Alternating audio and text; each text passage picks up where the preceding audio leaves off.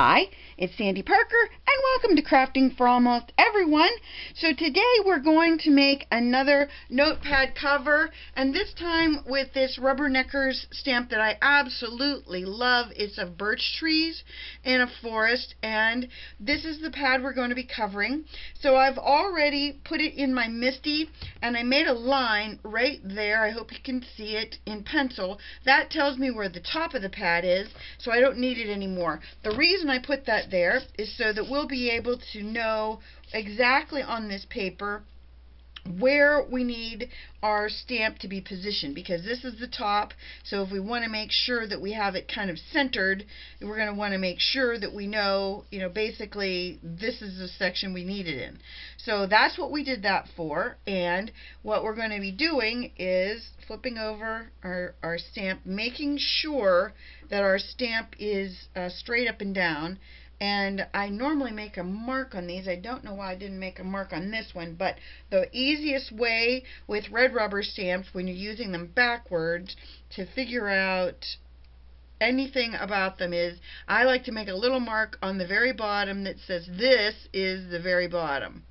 And that way when I lay it down, I know that that spot, I'm going to flip it over kind of so you can see it, that spot is in the center of the bottom. So that should help you when you're doing something that you need to be like invisible on, like this project is. So we're going to just lay it down. I have a couple dog hairs on it. They're making me crazy because they stick to everything because I've got these crazy dogs. And I think that looks good. Then we'll put the cover of the MISTI on it. Now I'm going to be doing a technique with water and watercolor pencils, well, crayons. These are old Stampin' Up. Oh, look, they're attached to my magnet. Wait, it wouldn't be one of my videos if I didn't do something like that, would it? Anyway, these are old watercolor crayons from Stampin' Up. They don't make them anymore, but I'm sure that any watercolor crayons or gelatos or any kind of product like that would work. I haven't done this technique in a while, and I saw Lindsay do one a couple days ago where she was using oil pastels that are water-based, and I'm not that comfortable with them. I don't know that product that well, so I figured I'll stick to something that I've played with before. Word of the wise, when you're me, play with something you know with what you're doing, right? Let's make sure again that we're kind of centered on both sides and top to bottom. I think it looks pretty good. Keep in mind, we're going to be spraying this with water, so that's all part of, the thought process. And I don't know if you can see the water or the sprayer. I'm going to spray a lot on it and then dab it off because I want to make sure that I do in fact have it wet, but not soaking wet. And of course I don't want my MISTI soaking wet, but it probably will be.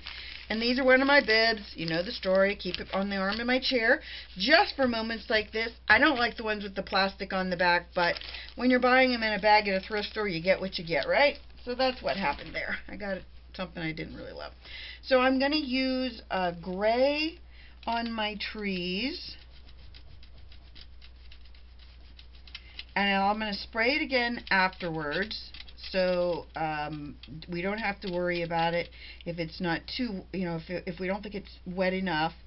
And because I'm going to be backing that paper on that notebook, or I think I am anyway, I'm going to be able to have a couple shots at this. So if I do screw it up the first time, which I hope I don't, but if I do, and you know the chances, you've seen my videos, if I do make a mistake, then we'll just redo it. And then I'm going to use a green down below in the grass. If we need to add more colors, we can, but I want to first get the basic colors layered in. This doesn't seem wet enough. I should get my mini sprayer out, but as in all things, I don't really remember where I put that last when I played with it. Let's see. I'm going to put another green in there that I think is a little bit different in the green family. I like to have when I make anything that has green in it, I like to have a few different greens, and whenever possible, like a beige. I have yellow. I don't know what yellow is going to do to it, but we're going to throw a little yellow in there too. You just never know what you're going to find in the wild, so maybe there's a little yellow. You don't know. Could happen. That one has nothing on it, I don't think, so we're going to cover that one for sure. Okay, and I think that's what we're going to go with. I'm going to wipe off my arm one more time, or my MISTI one more time, just to be sure it's not going to completely wet down our picture. And I'm going to dampen this just one more time. So let's give this a shot and see what we get. I wonder if I should do it on scrap paper first. Nope, we're going with it. Okay, this is Fabriano hot press watercolor paper. I used it for two reasons. The first reason, it's 140-pound weight, so it'll add some substance to our cover, and also because of the watercolor factor and the fact that I am going to squirt some water all over it. Well, it looks like our gray didn't do too much. Let's add a little more water on the gray section, and, well, I got a lot more, but add some more gray, and hopefully it's definitely wet.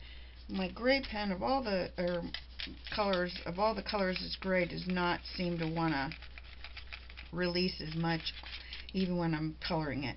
It seems like it's better this time. And because there's water underneath it on the paper already, we should get some more, the gray should be coming off better, hopefully, this time. That's our goal.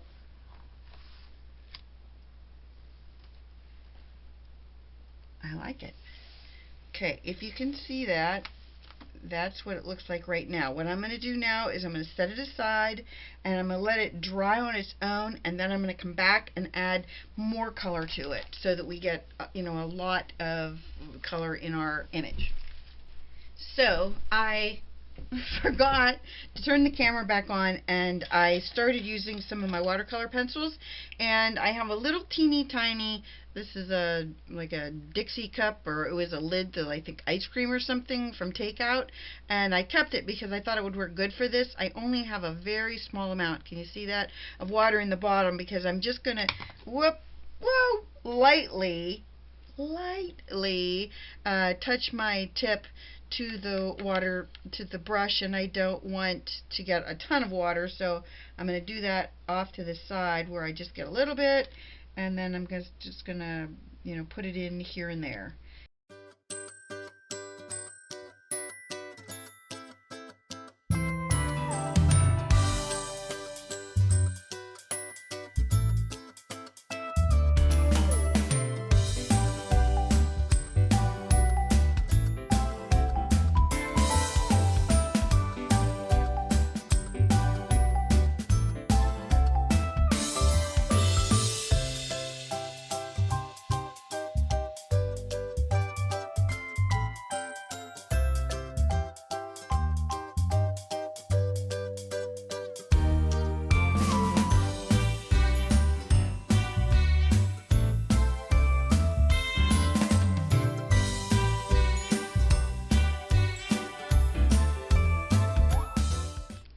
Okay, now I'm going to try, this is Derwent ink tints. You know I'm not fond of these, but this is one of the 5 I kept. It's called Payne's Gray. I'm going to wet it and try it somewhere else. I think it's too blue. It looks gray, but I mean, it's supposed to be gray, but that's blue. I'm not going with that. That's off the table. I am going to go in with my white, though.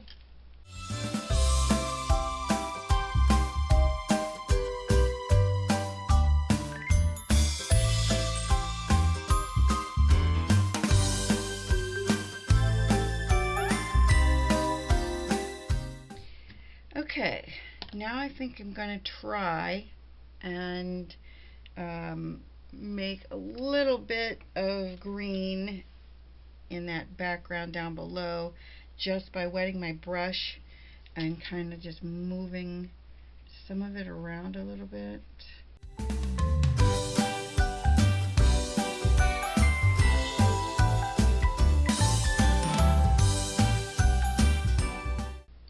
Now I'm going to dry this with my heat gun. Now I'm going to smear it. Well, I already smeared it around. Now I'm going to put I put more green of the crayon on my stamp. And now I'm going to just fill in those little bushes over what I already did.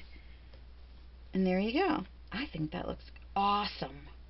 Are you happy with it? I'm happy with it. I'm going to add one more douse of watery crayon into this section that doesn't seem to have much. And the dog is barking for no reason at all. Could be the killer. You don't know. For those of you who don't know, I say that in jest. There is no killer, but that's what we always say when our dog starts to bark for no reason. And she's pretty sure the killer is coming. I had a really good story about this.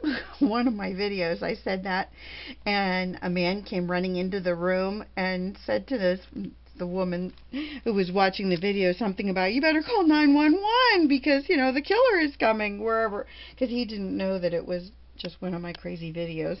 I just thought that was so sweet that he was worried. So there's where we stand for now. Let's dry it and I'll be back. I masked over part of my trees. I put, these are the tree branches, and I'm going to use some Gumball Green Stampin' Up! Ink and ink our stamp. I just want to, the problem is when you do something like this, you lose the definition. And let me, as I start to close it, let me see where we stand. Close enough. And we'll just get that ink. The ink should really bring out our highlights. You know, you should be able to see the little stalks of grass and the, you know, the bottoms of the trees, hopefully. I thought we'd be able to see more of the stalks of grass, so I guess you will be able to see it once it dries.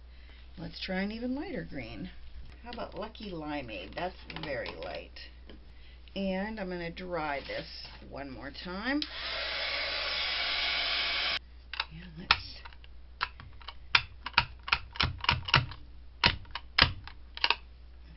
try some of this lighter green and see what we get. Alright, so I got my little grass in there, and the way I did that, I'm sorry, I forgot to show you on video, but what I did is I used this grass stamp and I just put it like a mask around the outside edge of my circle. I apologize. These are the things, you know, that I sometimes just forget. That stupid on-off button, it's just a mystery to me how I can forget these things, but I do. Anyway, so our next step is we're going to color in the sky behind our, well, around our trees, and I'm going to be using a Prismacolor Indigo Blue and a blender pen.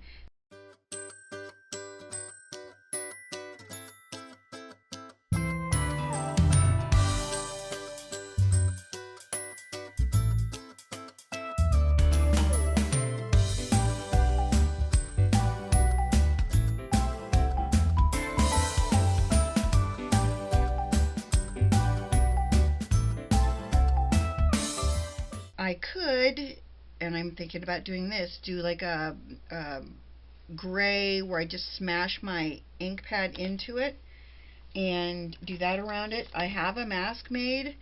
Okay, that should be a pretty good mask for our circle. Now it's a matter of finding the color I want to press in. Well, in my Distress Inks minis, the closest I have is Weathered Wood. So I think I'm going to put it on the white beside it and see what I like. I kind of like that. Now, I've got that big wet spot there. You know I'm going to end up with that everywhere. Oh, it's a mystery how I make it through a day. Okay, so I'm going to hold my mask down, and I'm just going to make sure that I go up to the mask and go around it, and I'm trying to get a pretty, we'll call it consistent image all the way around. We're not going for gradient, we're just going for the same degree of ink. Oh, that could be bad. I'm not going to think about it. Don't look. Don't even look. Go on that edge. I should take it out of the MISTI. I know you're saying that, but I didn't. Okay, I'm going to take it out of the MISTI. Everybody can breathe a sigh of relief because now Sandy's over her moment of crazy. Get this out of the way, and I'll be right back. Here it is on my little mat that I got from eBay. Hopefully I won't really screw it up along the way. The paper on the top, I don't think it's going to matter much because I am planning on backing this on something else so that it's stiffer, sterner, whatever. Okay, let's take off our masks. Now all we need to do is take a brush and we'll just go around that edge with our teeny tiny brush, or I could just use that little blender brush, huh? I might as well just go around the edge with this. I think I can see it well enough to go around the edge. If I can't, you'll be the first to know when I scream, "Oh no, I can't believe I just did that." 'Cause you know, I do have that tendency.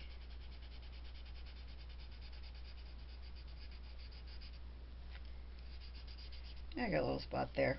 Do you care? I don't. I like it. I like it looking a little bit disheveled, we'll call it. Looks good.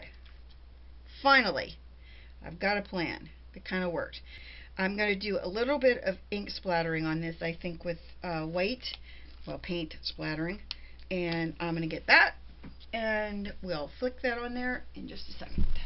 Okay, so we're going to be splattering some ink, and I don't want to splatter a ton of it, so I'm going to use one of my smaller brushes, although this is the smallest one I see currently. So I'm going to put some water on it and some white paint out of my Koi watercolors.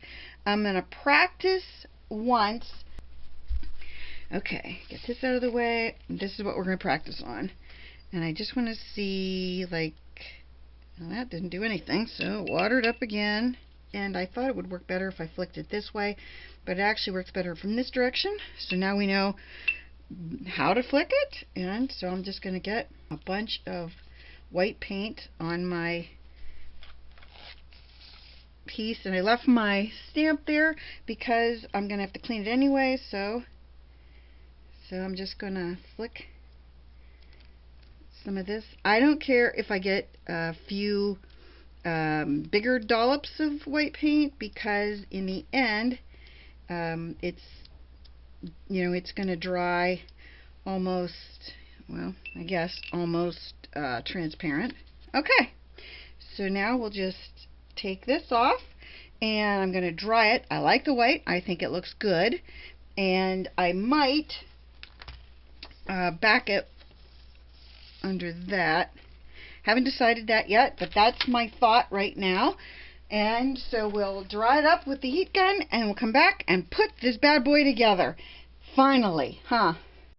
Okay, at this point we're going to put the backing, we're going to line the backing with this piece of paper. But before I do that, I want to make sure I put my pen in place, because I forget to do that all the time, and it makes me frustrated that you can see my pen attachment, we'll call it. What I did is I cut a piece of paper. This is 2 inches long, folded in half, and I put, what I did was I ran it around my pen to make sure that my pen was in fact completely surrounded by it.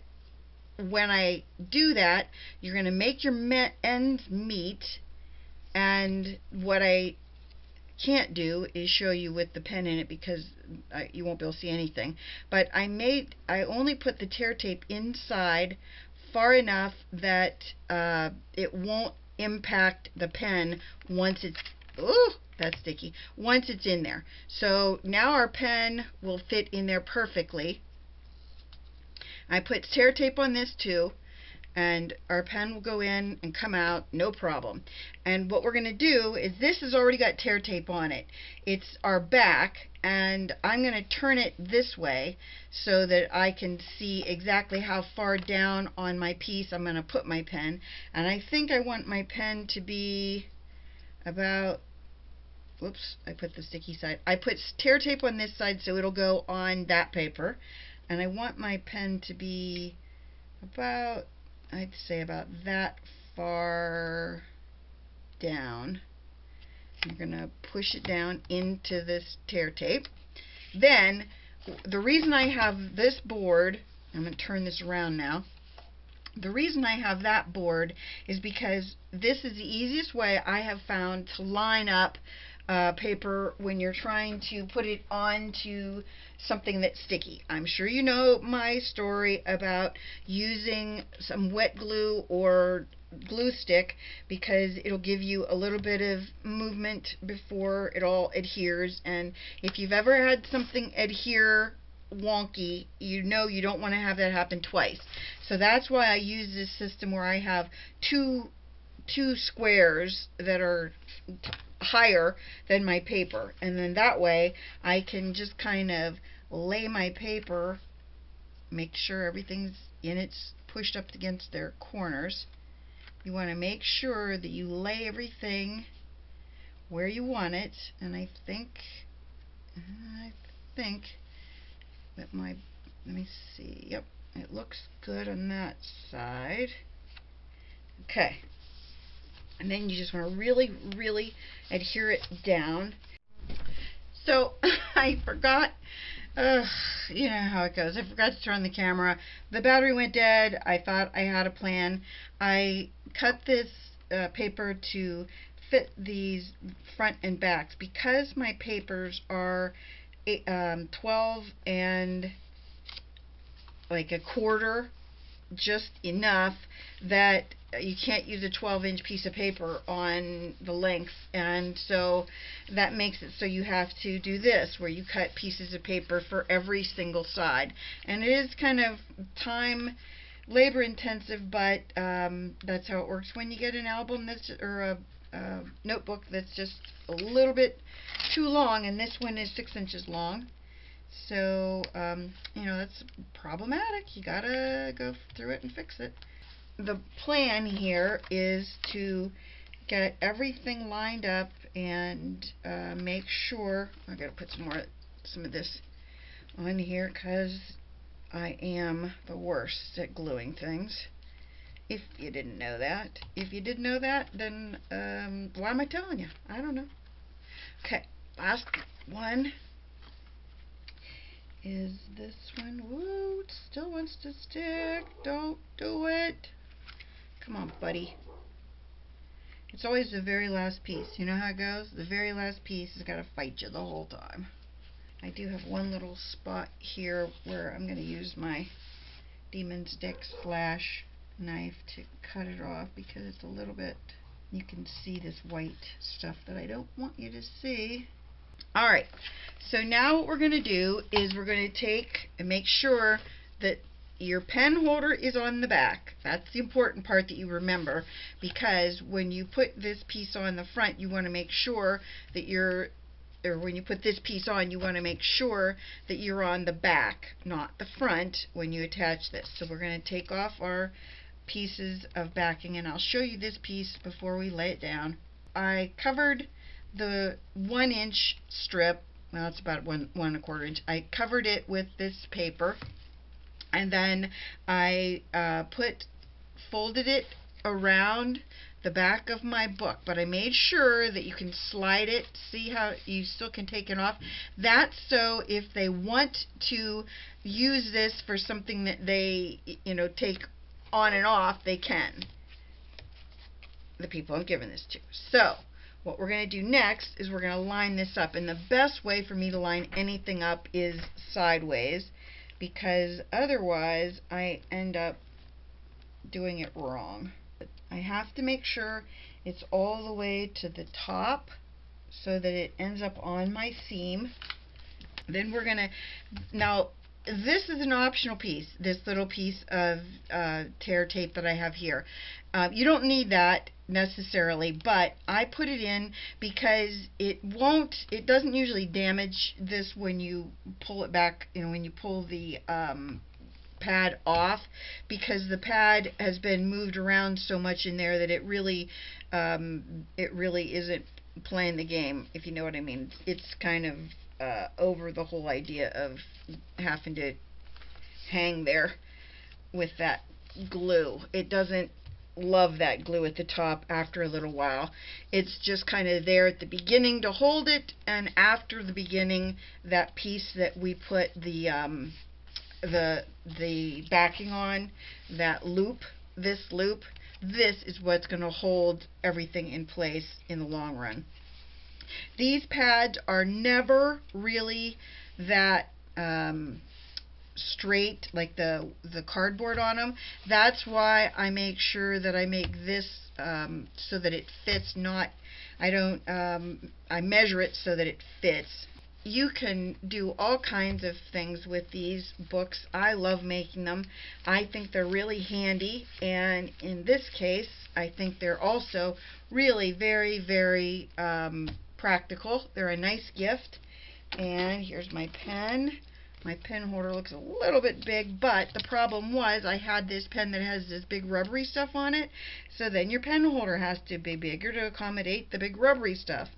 These, such are the things in life that I have to explain, that, why I had to do something crazy like that. So there it is, our pad, completely finished. It has the notebook in it that has 150 sheets in it, and of course now the top doesn't want to stick because, yeah, that's the way it goes. It will stick. I will bend it to my submission at some point. But that's where we stand with it. We're finished finally. I hope you enjoyed this and give it a thumbs up. There's the back. I want to make sure I showed it all to you. I hope you give this a thumbs up and subscribe. Tell your friends about me on social media. I really, really would appreciate it. And thanks so much for watching. Bye-bye.